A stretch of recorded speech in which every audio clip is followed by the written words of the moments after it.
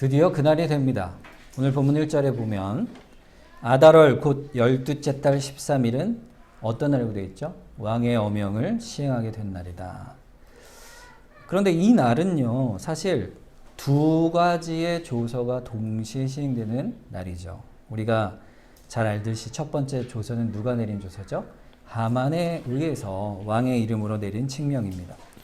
에스더서 3장 13절에 그 조서의 내용이 나와 있죠. 이에 그 조서를 역졸에게 맡겨 왕이 각 지방에 보내니 12째 달 곧 아달월 13일 하루 동안에 모든 유다인을 젊은이 늙은이 어린이 여인들을 막론하고 죽이고 도륙하고 진멸하고 또 그 재산을 탈취하라 이렇게 명령하고 있습니다. 자, 이때 하만이 내린 이 조서, 그 날짜가 언제죠? 12째 달 아달월 13일이다 그랬어요. 자, 두 번째 조서는 70일 뒤에 에스더가 왕에게 나아가 그 하만의 음모를 드러내고 그 이후에 모르드게가 그 칙령을 선포하게 되죠. 에스더서 8장 11절에서 12절입니다. 조서에는 왕이 여러 고을에 있는 유다인에게 허락하여 그들이 함께 모여 스스로 생명을 보호하여 각 지방 백성 중 세력을 가지고 그들을 치려는 자들과 그들의 처자를 죽이고 도륙하고 진멸하고 그 재산을 탈취하게 하되 아하수에로 왕의 각 지방에서 아달월 곧 12월 13일 하루 동안에 하게 하고 그랬어요. 자, 첫 번째 조서, 두 번째 조서가 같은 날 바로 아달월 12월 13일 하루 동안에 시행이 되게 됩니다. 드디어 오늘 본문 9장은 그날의 모습을 비춰주고 있는 거예요. 자, 그날 도대체 무슨 일이 있었을까? 이 서로 모순되는 칙령이잖아요. 이 모순되는 칙령이 두 칙령이 서로 발동이 된 겁니다. 왕의 조서는요, 반드시 취소할 수가 없기 때문에 하만을 통해 나간 첫 번째 그 칙령도 발동이 된 거고 또 모르드게에게 나간 칙령도 발동되었으니까 이 두 힘이 충돌을 하게 되는 것이죠. 자, 누가 어떻게 이 과정을 이겨 나가겠습니까? 왕은요, 그걸 개입하지 않습니다. 일단 칙령을 내려둔 것이죠. 자, 그 정황이 어떻게 전개되는지 본문 1절에 그 상황이 정확하게 드러납니다. 아달월 곧 12째 달 13일은 왕의 어명을 시행하게 된 날이라 유다인의 대적들이 그들을 제거하기를 바랐더니 유다인이 도리어 자기들을 미워하는 자들을 제거하게 된 그날이라 그랬습니다. 여기 그 결과가 그대로 드러나죠. 자, 그날 먼저 유다인의 대적들이 그들을 제거하기를 시도한 것이죠. 바란 겁니다. 그 칙령대로 하만의 칙령대로 시행을 하니까 그 다음이 중요하죠. 유다인이 어떻게 됐다고요? 도리어 사태가 완전히 역전이 된 겁니다. 소망이 있는 것이죠. 누가 승리했다는 거예요? 결국엔 유다인이 승리했다. 자기들을 미워하는 자들을 제거하게 된 날이다. 이렇게 선언하잖아요. 그러니까 두 칙령 가운데 궁극적으로 누가 승리를 거둔 겁니까? 모르드게의 칙령, 유다인이 승리를 거둔 거예요. 결국 이 승리의 원인은 어디에 있습니까? 승리의 근본은 어디에 있어요? 하나님께 있죠. 하나님의 일하심이 결국에 이렇게 승리로 드러나게 된 거예요. 이 대적들이 큰 위협과 죽이겠다는 그 원한과 우리에게 달려드는 그 우겨쌈 속에서 이스라엘의 그 교회를, 그 백성을 구원해내시는 분은 누굽니까? 바로 하나님 그분이신 거예요. 어떻게 그렇게 됐을까? 그 과정이 2절 이후에 나오는 것이죠. 2절을 볼까요? 유다인들이 아하수에로 왕의 각 지방, 각 읍에 모여 그들을 해하고자 한 자를 죽이려 하니 모든 민족이 그들을 두려워하여 능히 막을 자가 없었다 그랬어요. 여러분, 그러니까요, 지금 분위기가 지금 어떤지 보세요. 대적과 싸우려고 유다인들이요, 지금 착실하게 준비를 하고 있는 과정이 여기 드러나는 거예요. 자, 유대인들이 어떻게 했다 그랬죠? 각 지방, 각 읍에서 모였다 이렇게 돼 있죠. 자, 그러니까 전국 제국, 이게 넓은 제국 가운데서 이 모르드게 칙령을 받고 난 후에 서로 연락을 하고 이날이 되어질 때 우리가 어떻게 우리를 지킬 것인가 전략을 짠 겁니다.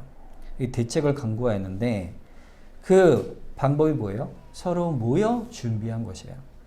자, 근데 이 모인 이유가 뭘까요? 그건 모르드게의 조서 안에 명령이 이미 들어있기 때문이에요. 11절 한번 볼까요? 8장 11절. 조서에는 왕이 여러 고을에 있는 유다인에게 허락하여 그들이 함께 모여, 이렇게 함께 모이라고 했잖아요. 그죠?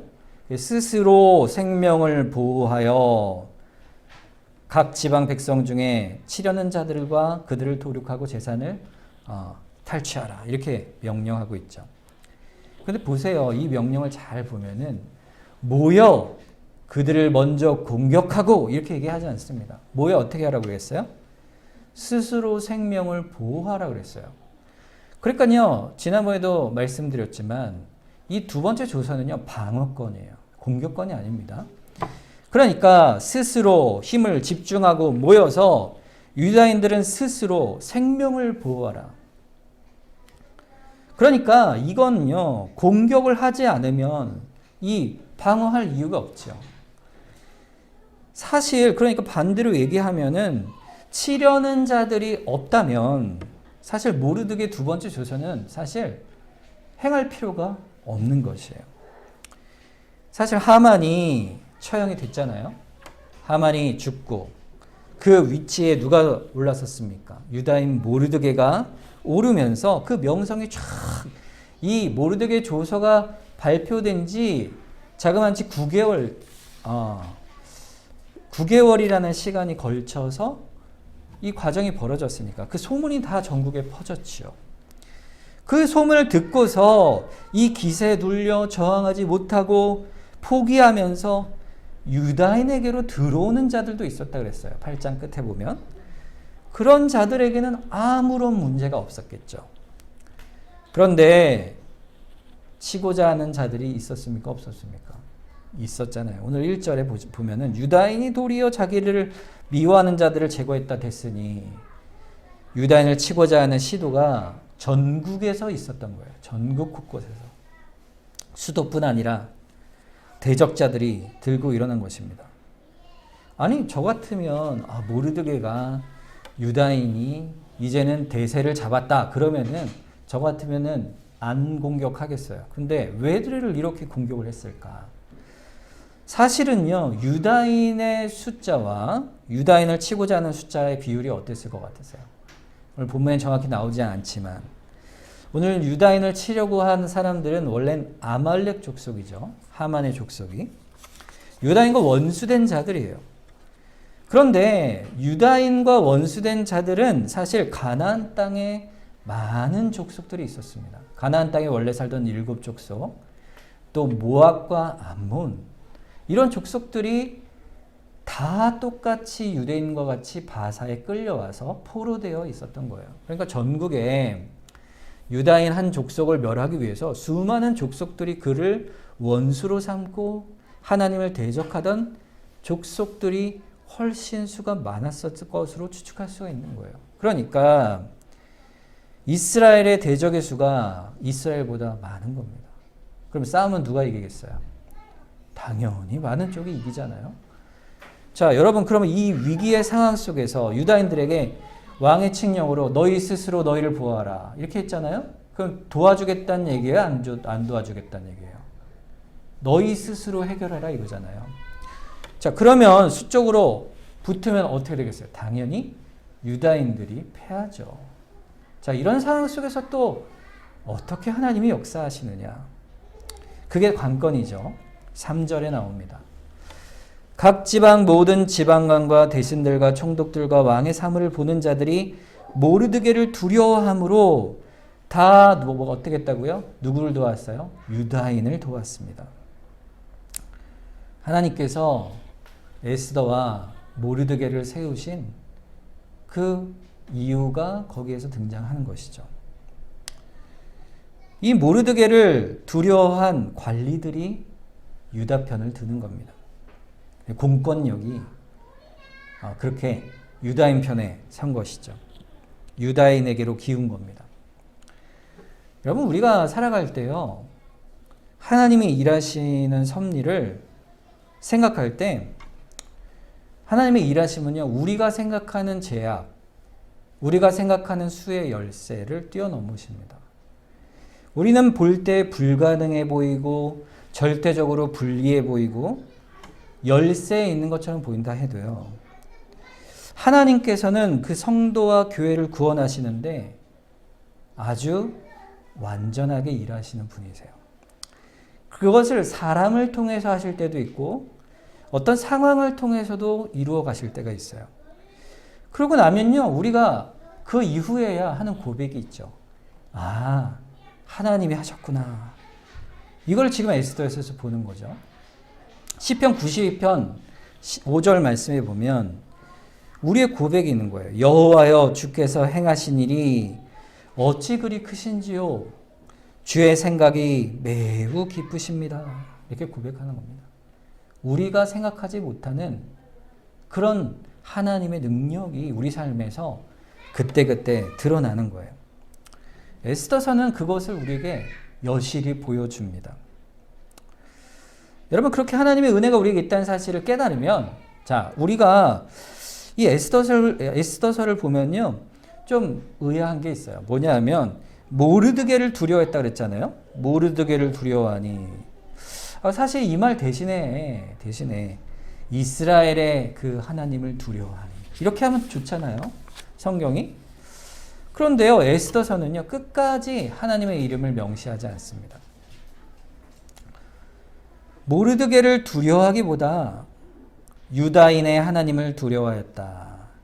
이러면 더 은혜로울 것 같은데, 그럼에도 불구하고 철저하게 하나님의 섭리로 되어지는 이름을 문맥상은 보여주면서도 하나님의 이름을 그대로 드러내지 않아요. 왜 그럴까요? 그것은요, 우리 신자의 삶도 마찬가지라는 거예요. 직접 하나님이 하셨어 라고 우리 입술로 말하지 않아도 삶에 되어지는 일을 지나고 보면 우리는 다 아는 겁니다. 하나님이 우리를 향해 쉬지 않고 일하고 계시는구나. 우리에게 숨겨진 하나님이, 감추어진 하나님이 우리 눈에 하나님이 직접 드러나지는 않지만 하나님의 주권적 역사와 섭리가 한 번도 쉼이 없으시다. 그것을 명백히 드러내 주시는 거예요. 시편 121편 1절에서 4절. 너무 귀한 말씀이죠. 내가 산을 향하여 눈을 들리라. 나의 도움이 어디서 올까? 나의 도움은 천지를 지으신 여호와에게서로다. 여호와께서 너를 실족하지 아니하게 하시며 너를 지키시는 이가 졸지 아니하시리로다. 이스라엘을 지키시는 이는 졸지도 아니하시고 주무시지도 아니하시리로다. 하나님은요, 절대로 우리를 단 한순간도 놓지 않으시는 분이세요. 우리가 예배를 드리고 말씀을 통해 하나님의 기도의 응답을 받고 이렇게 영적인 은혜를 누릴 때뿐만 아니에요. 우리가 일상을 살아가는 동안에 그 가운데 한순간도 하나님은 우리를 놓지 않으시고 돌보시는 하나님이시다. 그게요, 상황을 우리가 볼 때 불가능해 보일지라도 그겁니다. 지금 오늘 본문이 그 상황이잖아요. 결과를 한번 볼까요? 본문 5절을 보니까 유다인이 칼로 그 모든 대적들을 쳐서 도륙하고 진멸하고 자기를 미워하는 자에게 마음대로 행하였다 그랬어요.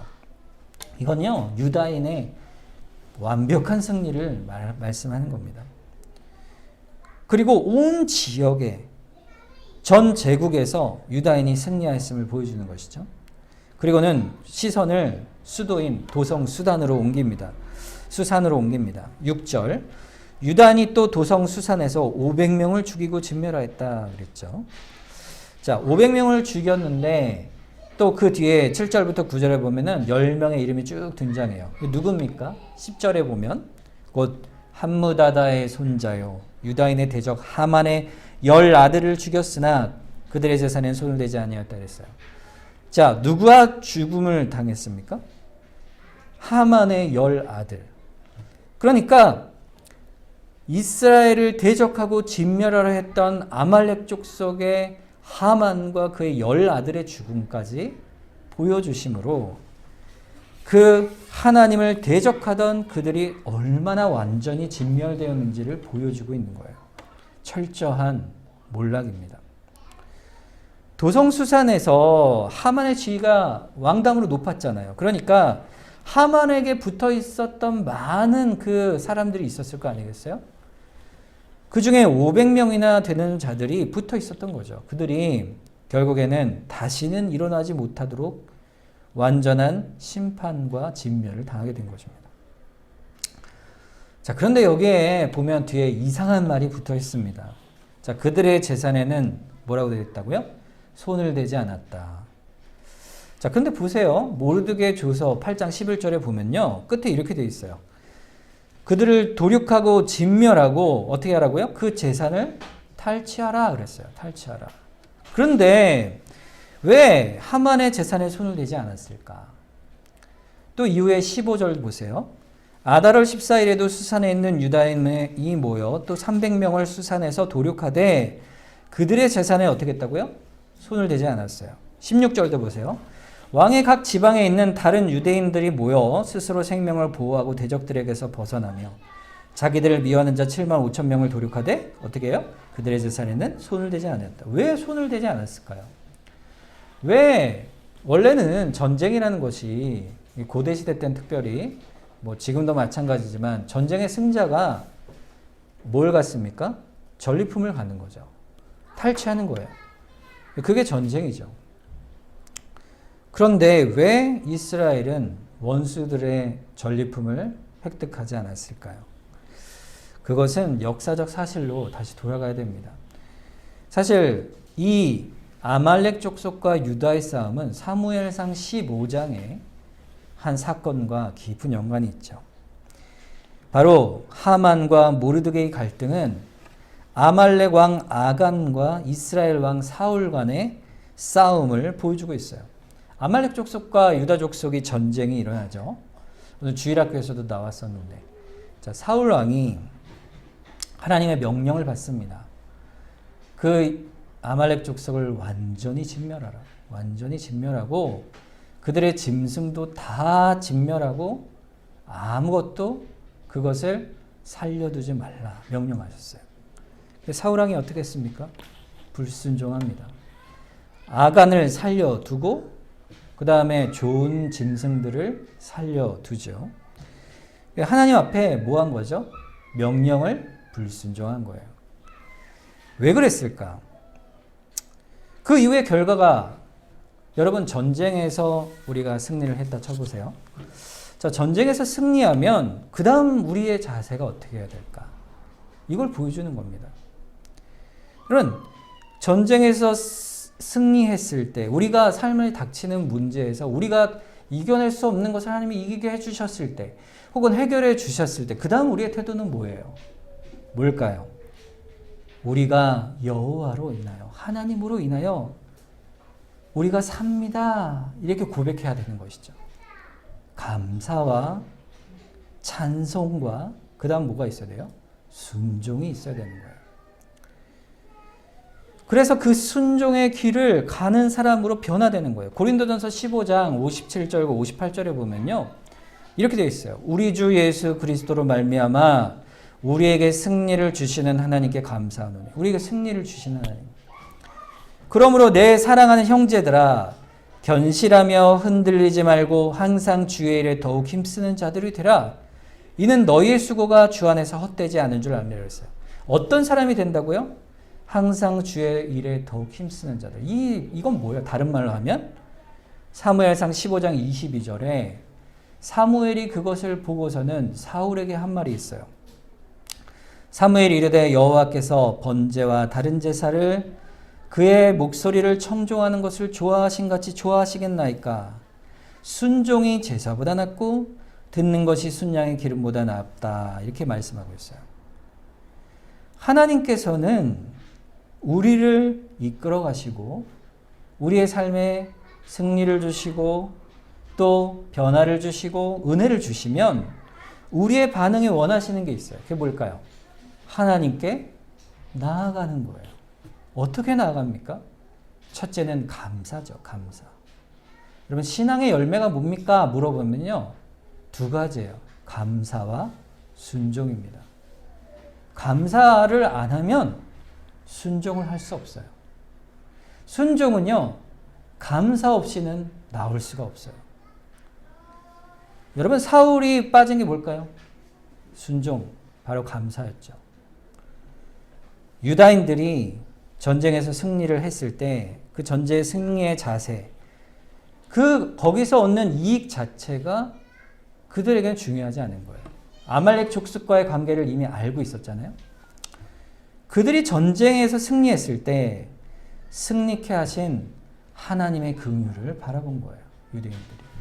그래서 그들의 고백으로, 신앙의 고백으로 그들의 재산에는 손을 대지 않은 겁니다. 아말렉과의 싸움을 완전히 이긴 거예요. 그렇게 하루가 끝납니다. 완전히 끝난 거예요. 이제 사후 처리가 일어나야 될 거 아닙니까? 전쟁이 끝났으니까. 이제 왕에게 보고가 들어갑니다. 11절. 그날의 도성 수산에서 도륙한 자의 수요를 왕에게 아뢰죠. 자, 수산에서, 전국에서 그날 당일 어떻게 보고를 하겠어요? 수산에서만 이루어진 일 500명을 보고를 했겠죠. 자, 그리고는 에스더에게 12절에 뭐라고 합니까? 보세요. 왕이 왕후 에스더에게 이르되 유다인이 도성 수산에서 이미 500명을 죽이고 멸하고 또 하만의 열아들을 죽였으니 왕의 다른 지방에서는 어떠하겠느냐. 자, 이 정도 얘기하면은 어떤 의미예요? 야, 500명이면 됐지 않느냐. 이제 그만하자. 이렇게 말하는 것 같은데 그 뒤에 보면 그렇지 않습니다. 이제 그대의 소청이 무엇이냐.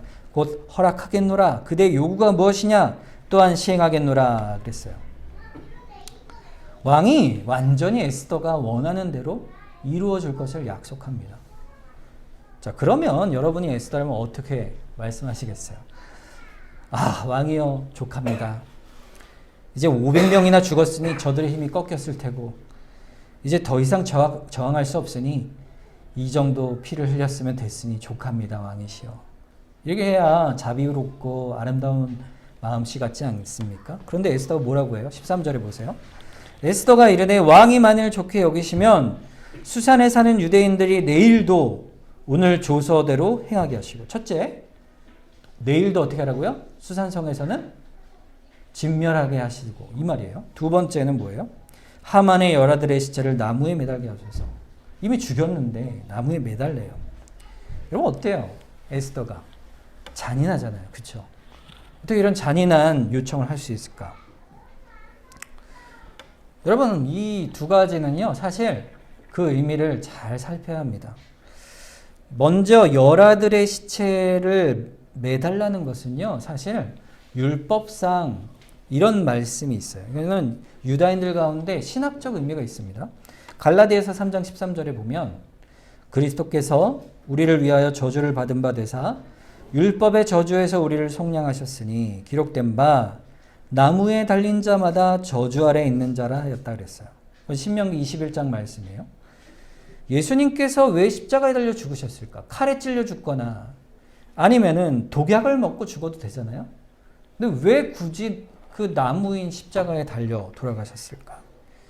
그것은 구약 성경의 예언대로 나무에 달린 자는 어떻다고요? 하나님의 저주를 받는 자이기 때문이에요. 이 말씀 속에서 에스더가 소청한 것의 의미는 너희가 죽은 것이 하나님의 저주를 받은 심판이라는 사실을 선언하는 거예요.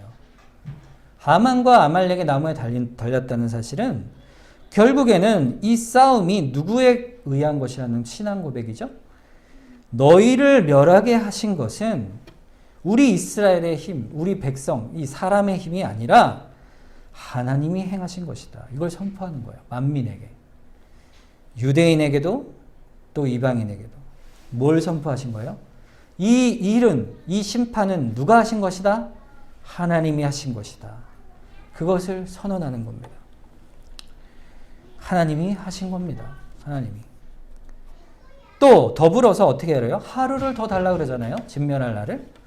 여러분 15절에 보면 아달월 14일에도 수산에 있는 유다인이 모여 또 300명을 수산에서 도륙하되 그들의 재산에는 손을 대지 아니하였다 그랬어요.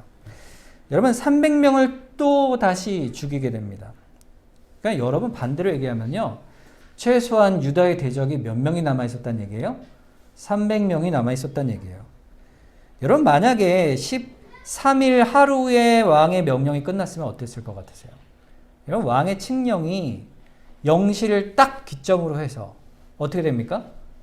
소멸되죠. 그러면 그때부터는 뭐예요? 그들에게는 살게 되는 거예요. 살게 되면 그 다음 어떻게 되는 거예요? 두고 보자. 저항의 불씨가 300명이 남아있게 되는 겁니다. 때를 도모하여 다시금 유대의 백성들을 공격하고 진멸하려 하는 300명이 남아있었다는 거예요. 그래서 에스더는 그 씨를 감안하여 300명에게 그 남은 악을 다 뿌리 뽑아 버리도록 남은 하루를 더 그렇게 진멸하게 하신 거예요. 여러분 사실 우리 경건도 마찬가지예요. 우리 경건 영적인 차원에서 보면 우리 삶에서 악의 근본적 뿌리까지 뽑아내는요. 그런 노력이 우리에게 항상 필요합니다. 여러분 우리가 경건하려면 두 가지를 해야 돼요. 우리가 영적으로 신앙적으로 자라가고 성숙하고 하나님의 뜻을 따라 순종하려면요. 두 가지가 있어야 돼요. 그게 에베소서 4장 22절에서 24절 말씀입니다. 너희는 유혹의 욕심을 따라 썩어져가는 구습을 따르는 옛사람을 벗어버리고 오직 너희의 심령이 새롭게 되어 하나님을 따라 의와 진리의 거룩함으로 지으심을 받은 새 사람을 입으라 그랬어요. 하나는 벗어버리는 거고 하나는 입는 거예요. 벗어버려야 되는 게 뭐죠? 옛 유혹을 따라 행하던 죄악된 구습을 벗어버리는 거예요. 그게 벗어버린다는 게, 자, 보세요. 이렇게 뜯어낸다, 좀 잘라낸다, 이게 아니에요. 완전히 벗어버리는 거예요. 더러운 옷을 우리가 빨려면 입고 안 빨잖아요. 어떻게 빱니까? 갈아입죠. 벗어서 던져버리잖아요. 세탁기에 던져버리잖아요. 마찬가지로 주의 의를 순종하고 거룩으로 살아갈 때는요. 그것을 입는 거예요. 우리를 입혀주시는 분은요. 성령님이세요. 우리에게 의를 입혀주고 우리에게 그 순종으로 나아갈 수 있는 힘을 주시고 부패와 정욕을 묻지 않고 싸워가도록 우리에게 거룩을 주시는 분이 성령님이죠. 그러니까 죄를 버리고 거룩을 입는 데 힘을 써야 되는 거예요. 여러분 만약에요. 개인 신자도 그렇지만요. 교회가 이 일에 애쓰지 않고 힘쓰지 않으면 그런 진정한 경건에 나아가지 않으면요. 어느 순간 겉은 교회의 모습을 다 갖추고 있지만 한순간에 교회가 아닌 모습으로 바뀔 수가 있습니다. 우리가 주변에서 그런 모습을 간혹 보잖아요. 교회가 시험이 들고 세상의 가치가 교회 안에서 성행하게 되는 거예요. 물질주의, 권력주의, 정욕, 옛 구습 이런 것들이 우리의 신앙을 흔들어 놓을 수가 있는 거예요. 그래서 끊임없이 우리의 죄를 벗어버리고 끊임없이 의를 입는데 우리의 영적 싸움이 있는 겁니다. 그래서 이 말씀이 어떻게 우리를 비추어 주는가를 보는 거예요. 우리는요, 이 유다 백성이 포로됐잖아요. 불순종에서 포로됐는데, 그래도 그 포로가 된 상황 속에서도요, 사실 하나님은 그 교회를 버리시지 않았습니다. 버리지 않으세요. 빛 가운데 순종해 가도록 그들을 끝까지 붙들어 내세요. 우리를 붙드실 때도 마찬가지죠. 하나님의 은혜의 손길은요, 한 가지를 말씀하세요. 그게 뭐냐면, 하나님이 택한 교회는 궁극적으로 승리한다. 이게 에스더서 9장의 말씀의 결론입니다. 이 싸움에서 승리케 하시는 분이 누구라고요? 주님이시오. 우리를 세우시는 분도 주님이시오. 우리를 거룩해 하시는 분도 주님이시니 우리가 누구를 바라볼 것이냐. 이 부름을 하고 있는 거예요. 하나님을 바라보는 이 교회, 궁극적 승리는요, 우리에게 우리의 상황이 어떠하든 관계가 없어요. 적이 300명 남아 있어서 우리 아직도 공격하는 그런 상황에 있을 수 있죠, 교회가. 아니면 하만의 칙령을 받아서 정말 목숨의 위험까지 당할 수 있는, 그래서 카타콤 같은 곳에 땅속에 들어가서 살면서 주님을 예배해야 하는 그런 시대가 있을 수 있어요, 교회가. 아니면 어떤 시대는 정말 세상 권력보다 강력해서 떵떵거리며 세상 권력 위에 있는 그런 시대도 있었습니다. 그런데 어느 시대 교회든요, 결국에는 우리가 전 역사를 보게 되면요, 주님의 재림하여 오시는 그날에 되면 우리가 역사를 쭉 돌아볼 때 한 가지 고백을 하는 거예요. 마태복음 16장 18절 말씀이죠. 또 내가 네게 이르노니 너는 베드로라. 내가 이 반석 위에 내 교회를 세우리니 음부의 권세가 이기지 못하리라 그랬어요. 우리 개개인의 삶도 마찬가지입니다. 어떤 사람은 흥할 수 있고 어떤 사람은 망할 것처럼 보일 수 있고, 그 삶 속에 어떤 분은 기도응답을 받는 것 같고 어떤 분은 나는 왜 못 받을까 이럴 수 있어요. 그러나 우리가 이 시대를 살아가고 삶을 살아갈 때 새하늘과 새 땅 가운데 있는 우리의 인생을 보면 결국에는요, 하나님께서 붙들어 가심을 알게 되는 겁니다. 그때는 잊어버릴 수 있어요. 내가 이렇게 하나님의 사람인가? 의심이 들 때도 있지만, 그러나 하나님은요, 음부의 권세가 결코 교회를 무너뜨리지 못할 것이다, 이기지 못할 것이다 선언하십니다. 하나님은 자기 교회를 끝까지 붙드시는 분이세요. 그리고 여러분을 끝까지 붙들어 내십니다. 그 확증이 오늘 에스더서 9장에서 보여주는 승리인 것이죠. 여러분, 에스더서는요, 그냥 역사의 한 사건처럼 보이지만 사실요, 이것은 우리가 영적으로 우리의 삶에서 하나님 붙드시는 승리의 모습을 그대로 비춰주는 거울과 같은 사건이라 할 수 있습니다. 우리가 교회를, 역사를 바라보는 눈이 세상의 교회를 향한 핍박과 또 비난과 비웃음이 있다 할지라도 살아계신 하나님의 손길이 우리에게 있다는 사실을 기억하는 겁니다. 그걸 의지하는 거예요. 그래서 진리의 말씀 가운데 순종하고 끝까지 나아가는 거예요. 그 싸움을 쌓아가는 겁니다. 오늘 말씀처럼 우리가 주님 앞에 영적 싸움을 싸워가겠습니다. 끝까지 주님의 붙들리심을 의지하며 나아가겠습니다. 이 시간 우리가 합심해서 한번 기도하도록 하겠습니다.